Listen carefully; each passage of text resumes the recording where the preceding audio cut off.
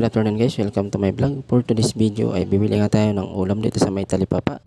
Yan, at kasama ko nga dyan si Mrs. Iniwan nga namin yung aming anak na sa kanyang kapatid. At para nang mapabilis nga tayo. At medyo malapit lang nga itong talipapa dito sa amin. Kaya ayan, at mabilis nga na tayong nakarating dyan. At habang namimili nga dyan si Mrs. At ako ay yung kanyang videographer. Ayan, at bumili nga siya dyan ng okra at saka manok. At yan, nakaready na nga rin dyan yung crispy fry. Bumili na rin nga kami.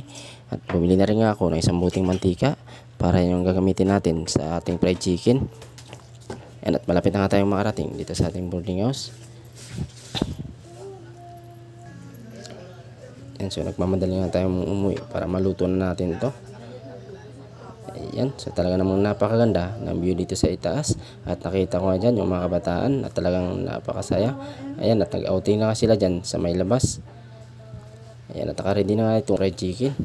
Ayan, at habang niluluto nga ito ni Mrs. ay nakaready na nga rin yung ating okra. Nahugasan na nga natin dyan ng maganda. At pagkatapos niyang lutuin itong fried chicken ay niluto nga natin kaagad itong okra.